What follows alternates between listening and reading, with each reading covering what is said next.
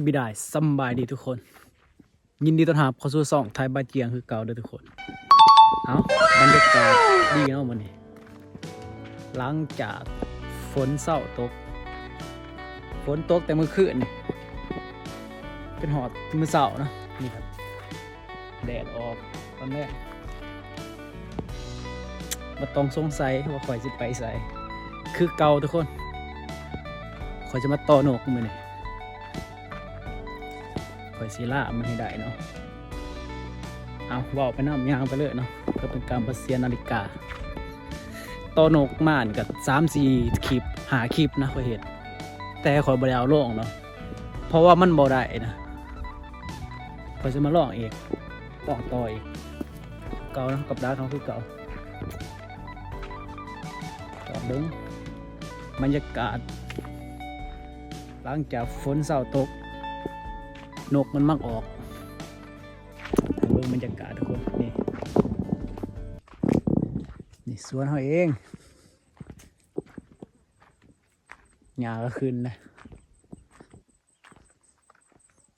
นี่สวนเขาเองทุกคนสวนมันฝนตกจังสิกับไข่แน่พอมันเย็นนะเนาะไปทุกคนสิไปต่อทางสิหล่อนไปต่อพูนเห็นบ่มงเทียงเขาเจาะแต่ว่าเขาเจาะบ่อยู่แล้วเขาไปต่อแถวนั้นเอาฝากกดไลค์กดติดตามด้วยทุกคนแล้วเขามาลุ้นว่าเขาสิได้นกหรือบ่มื้อนี้ไปโอเคทุกคนตอนนี้เขาก็มาหอดบอลที่เขาสีใสเนาะนี่ทุกคนบอลเก่านี่แหละเนี่ยสิลอกใส่บองนี้ก่อนเนาะบอลเก่าเด้อตะกี้เขาก็ใส่นี่แต่มันบ่ถือมันบ่มากเนาะสิลอกเบิ่งมื้อนี้ทุกคนไป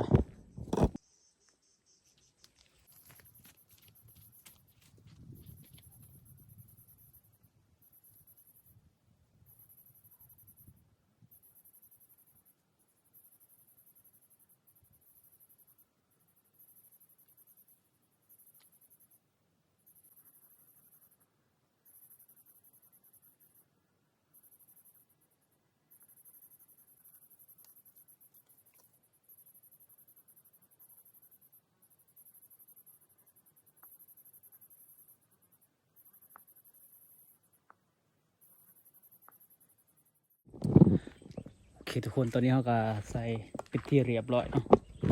เดี๋ยวเขาสิลอกเปิดเสียงเบิ่งคือเก่าทุกคนนี่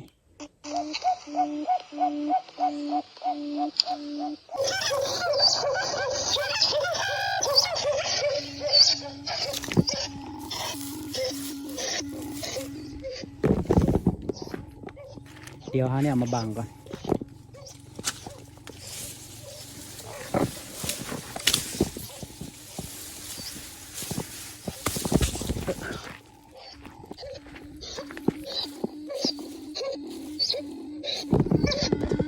บังเสร็จเรียบร้อยมันต้องมาแน่นอนมือดิ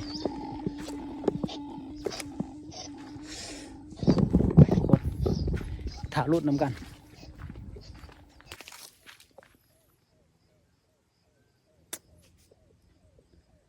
คอยคิดว่ามือนี้น่าจะมีเนาะเพราะว่าคอยได้ยินเสียงมันห้องตอบกับอยู่ฝาเบื้องนั้นกับบกไก่เต๋อจากบอลเฮาใส่ห่างประมาณอยู่10 ปลายเมตรนี่แหละตามคิดว่าเลยคิดว่ามันต้องมาแน่นอนเอาทะลุทุกคนเมื่อกี้เห็นนก2 ตัวเนาะบินมามึงบินเขามองบริเวณนั้นเนาะคอยคิดว่ามันบินมาเมื่อกี้เนาะมันมาแต่2 ตัวเขาไปหันแต่มันน่าจะประทันที่เขาบนที่เขาโตเนาะมันน่าจะเขาไปหลบในนั้น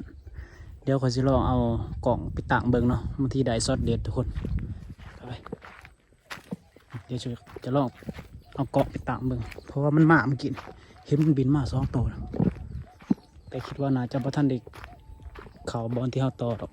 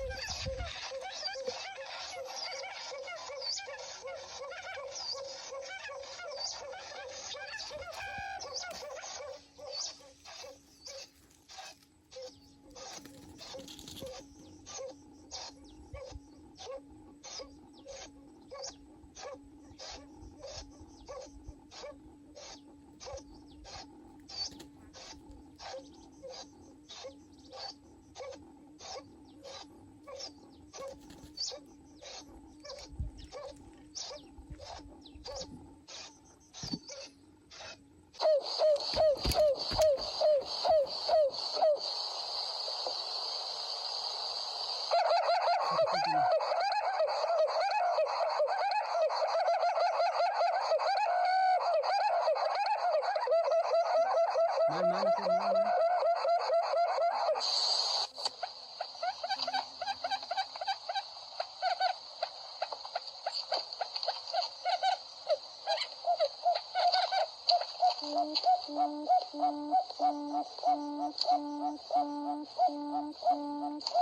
โอเคทุกคนนี่เรียบร้อยเนาะ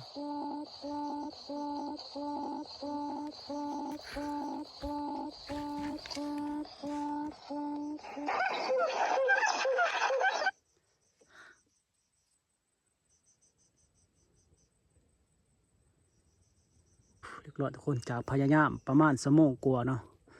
มันสิมามันสิเข้าโอ้เอาถือว่ามาทุกคนมื้อนี้น่าจะเป็นตัวผู้นะทุกคน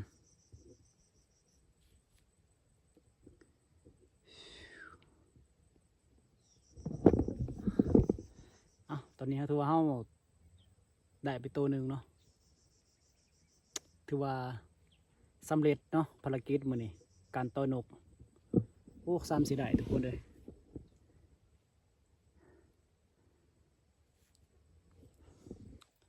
ไป